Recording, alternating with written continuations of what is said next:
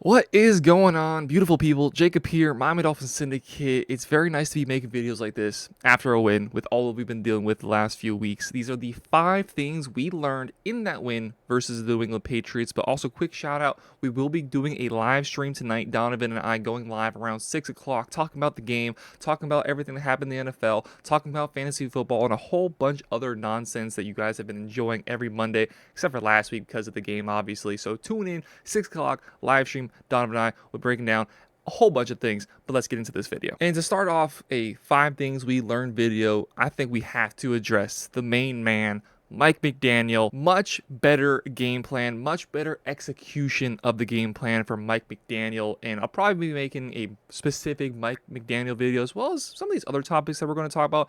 Probably make more specific videos covering them. But I was very impressed by how Mike McDaniel handled this game, especially with the adversity that he faced with Devon Achane going down with a concussion, with Javon Holland going down with a broken hand, and we'll obviously learn more about those guys throughout the week and leading forward. But there was adversity. This team was obviously in complete turmoil with how we performed the last few weeks, looking at 3 losses in a row, and so many reasons that this team could start to give up on itself, especially knowing you still have to wait a few more weeks for Tua to come back. But even though it was only a 5-point victory against a really bad team in the New England Patriots, who had a really good opportunity to win the game at the end, I was impressed by Mike McDaniel and how he handled all of this. I like the play calling. I like how I like the preparation for Tyler Huntley and how he seems more comfortable in this offense. Another guy that we'll talk about later on in this video. The penalties were down, 6 penalties. Being able just to get plays off in time. I don't think we had to waste a single timeout just on the basis of not getting to get play calls out in time. The ability to control the game with the running game, long sustained drives, and we really should have won that game by more than 1 score. If you look at all the things that went wrong, I can't necessarily put on Mike McDaniel's shoulders.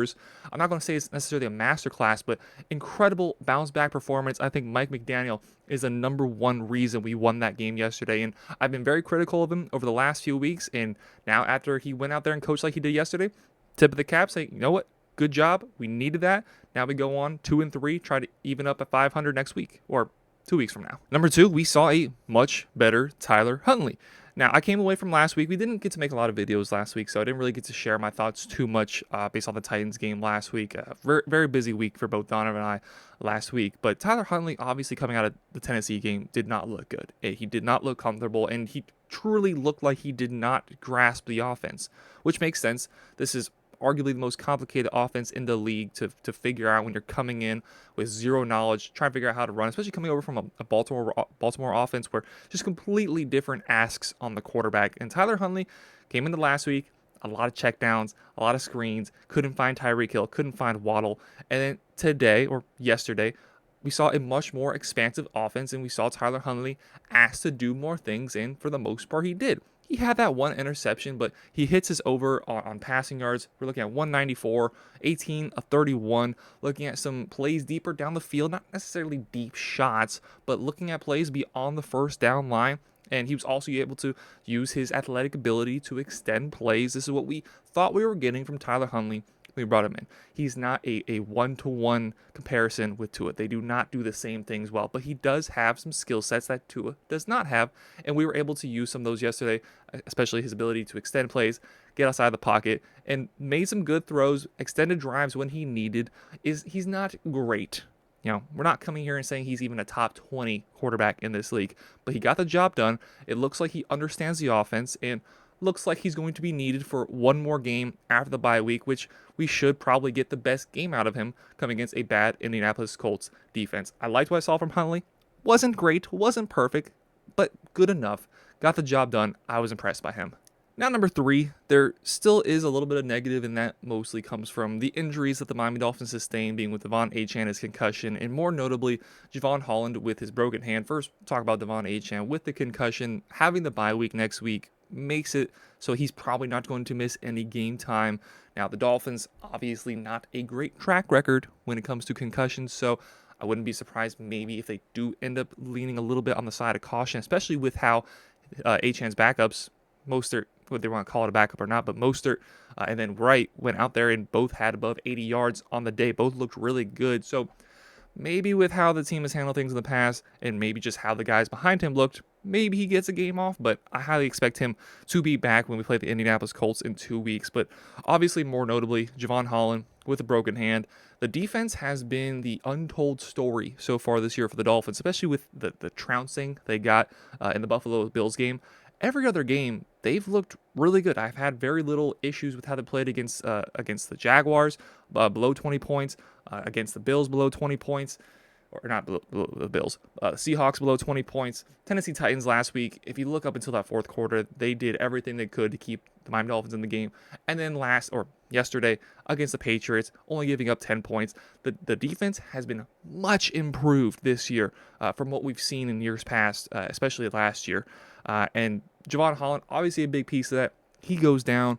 We don't have any direct news right now as a timetable, as they're still going to have to undergo testing. There's even a chance that as soon as I'm done with this video, we might know more about it.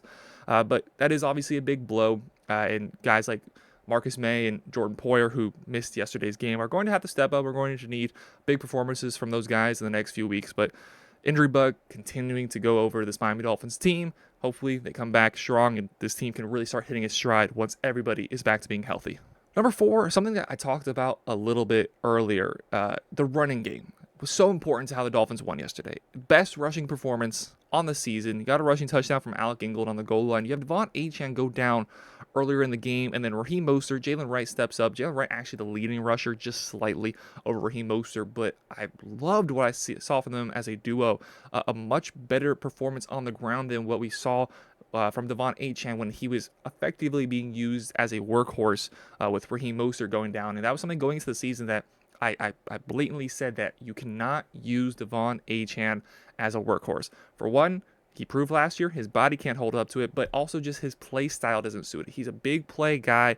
He's an efficiency guy. He's not a high touch guy for this Dolphins team, and that's what he was forced to be the last few weeks. And we saw him with worse and worse performances over the last 3 weeks because of it, because they didn't have a bigger back to use. Raheem Mostert comes back. Got a bigger share than I'm sure the Dolphins expected him to have coming back from his injury, but looked good. You don't have as much explosion as you do with Devon Achane, but just a bigger back and the ability to not need as big of a hole as Devon Achane does to have a big play, just to be able to go out and get 5 yards, as well as Jalen Wright. Jalen Wright, somebody who his biggest concerns was his ability to hit holes, had the holes there for him yesterday, looked explosive, looked like he could be another big play guy in this offense, had a few 15-plus yard carries, including one that got called back due to a holding call. Julian Hill, God knows why he's still on this team, what he actually brings to this team, but just overall, especially with how Devon Achane goes down early in the game and how that throws off how the Dolphins, I'm sure, prepared to go into the game, the ability for Raheem Mostert and Jalen Wright to pick up the slack, incredible for this Dolphins team and was so important in that win yesterday. And finally, to wrap it off, as hard as it is to believe, the Dolphins are one game out of the lead in the AFC East. The AFC East has not been as electric as maybe some NFL fans had thought it would be.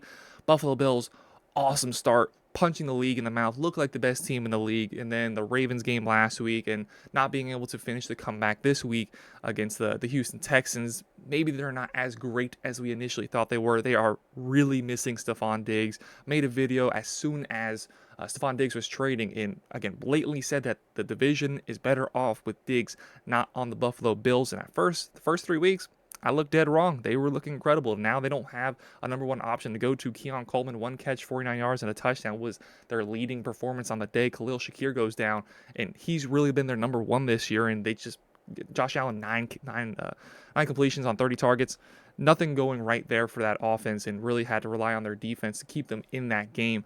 The New York Jets just going over to London and looking piss poor. Aaron Rodgers looked asleep for the first half. Decent second half, but couldn't get the job done. Garrett Wilson, I say only 100 yards, but only 100 yards on 22 targets. They were just peppering in the ball. Breece Hall doesn't look that good compared to what he looked like last year. And obviously beating the New England Patriots, who there was literal reports of anarchy if Drake May doesn't get into this lineup sooner than later. So they're falling apart. Their fans were booing them while they had the lead. Watching with my friend Joe, who's a Jets fan, I leaned over to him and I said, I wish I had the luxury to boo my team while we were winning. But obviously we came back and won that game. So the division is arguably the weakest in the NFL right now, whether it be due to injuries, whether it be to offseason departures, whether it be just the Jets being the Jets. This division is not as good as we thought it was. And when we lose Tua, you're staring possibly 0-4 of the next few games to get this Patriots game over the line. And if you can get that Colts game over the line, you're 3-3 going into the rest of the season with a not very strong division. As hard as it is to believe it after the first few weeks, this Dolphins team does have a chance to make the playoffs. It does have a chance to win the division. A lot can go right, a lot can go wrong. A lot of football left to be played. Bills got to figure some stuff out. Jets got to figure some stuff out. Patriots probably won't figure some stuff out, but a lot of football to be played. The Dolphins have a legitimate chance to win the division, as hard as it is to believe. Let me know your takeaways from this game down below in the comments. It wasn't great as a neutral. I'm sure they absolutely hated it, but just taking in the fact that we only scored 15 points against arguably the worst team in the league, I'm actually pretty impressed with how the Dolphins played yesterday. It easily could have been a 2 or even 3 score margin of victory, especially if Tyler Huntley was just another week prepared into this offense. I was happy with it. Let me know your thoughts down below in the comments while down there. Hit that like button, hit that sub button. Appreciate y'all very much for watching. Tune into the stream tonight. Have a great rest of your day. Go Dolphins.